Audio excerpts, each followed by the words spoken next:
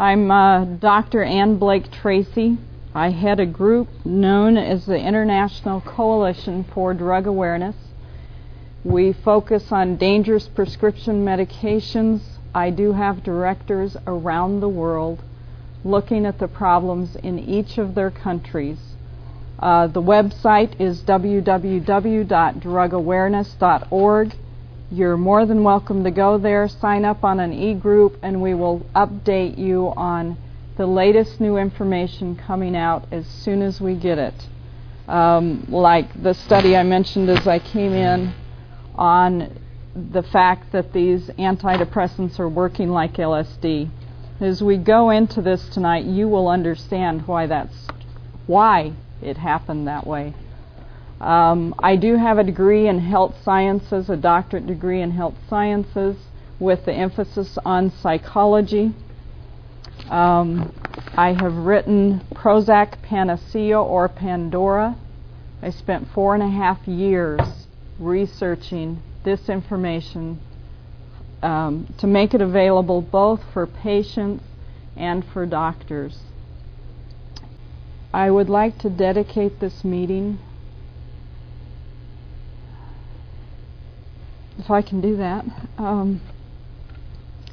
to those in this valley who've lost their lives as a result of using these medications, and to those who've had their lives completely destroyed. Some of those are my relatives as well. Jimmy Waite, Alan Whittenbreaker, Skylar Wren, Tony Ryder, Bill Farr, Robert Navarrete, Darren Baskins, Dr. Larry Porter, to name only a few. The greatest gift you can give to anyone in life is to learn from their experience so that you don't have to suffer as they have. This town, with that many deaths, should be up in arms about these drugs. It is a slap in the face for them to continue to be used in light of the number of those who have lost their lives and those who have had their lives totally destroyed. Young people that I don't know if they'll be able to rebuild their lives because of choices that they have made. And I think that is horrible. And I don't want to offend anyone.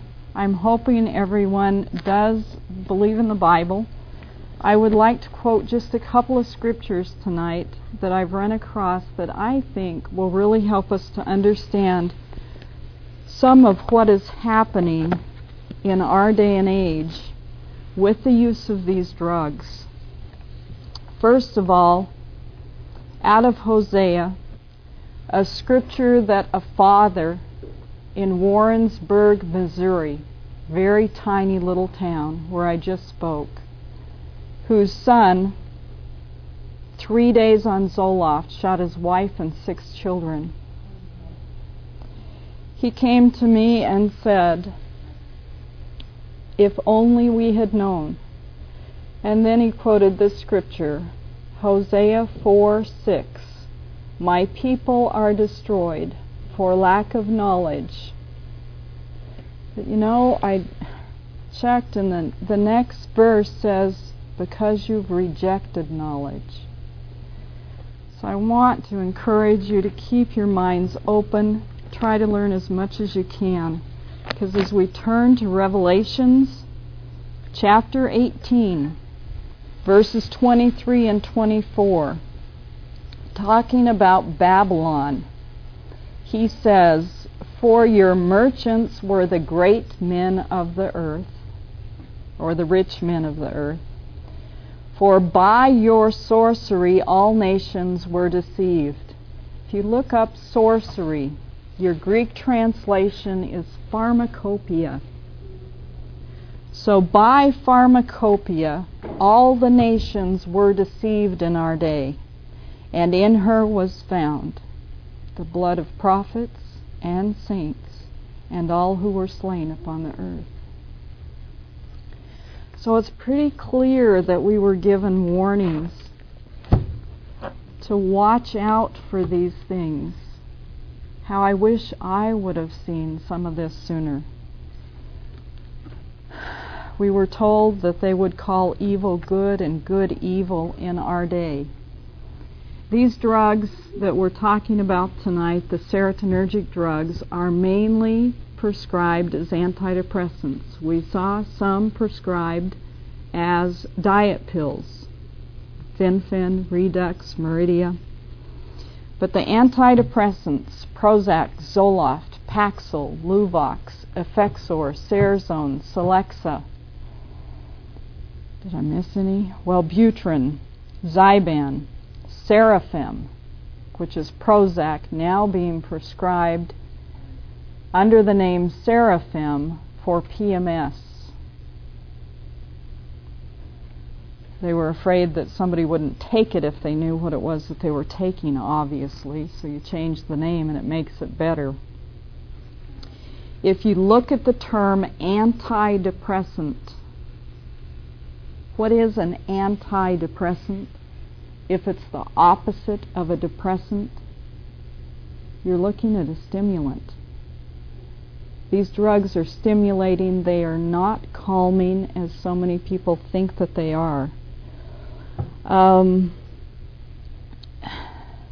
Let me go into a little bit of the background, first of all, behind these drugs, and then we will go into why people get depressed, what is really going on in the body and in the brain, and what you can do to overcome that so that you don't have to use these drugs.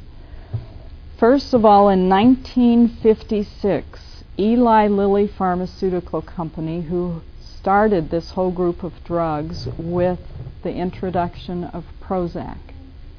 In 1956, they introduced a new medication that was known as a wonder drug. This wonder drug that they introduced was going to cure mental illness. It was going to cure alcoholism. It was going to aid in psychoanalysis. That drug was LSD. It was thought to be so safe that some of the finest obstetricians in the Salt Lake Valley were giving it to pregnant women, just as we are now doing with these antidepressants. Prozac, Zoloft, Paxil are being given to pregnant women. I want you to know that they have that kind of a background. I want you to know that this company is not very clean as far as their history. Sometimes I think what they did was pull out all their old files on LSD and say, gee, let's call it Prozac this time. They are now making $7 million every day on this drug. $6 million a day on Zoloft, $6 million a day on Paxil. Altogether, the whole group of antidepressants is bringing in $30 to $40 million a day. So, I want you to understand that there are serious questions when you look at the history and how these drugs work. In the early 1950s, early to mid-50s, there was a doctor in Israel known as Dr. Felix Suleman. He was one of the initial researchers into serotonin. Now, serotonin is the chemical that these drugs are designed to increase in the brain. The same chemical that LSD and PCP increase to cause their effects. Dr. Suleman found that serotonin was actually a neurotoxin. That means it's toxic to the brain. It is stimulating to the brain. He coined a term called serotonin irritation syndrome. He found that there were people that were not able to break down serotonin,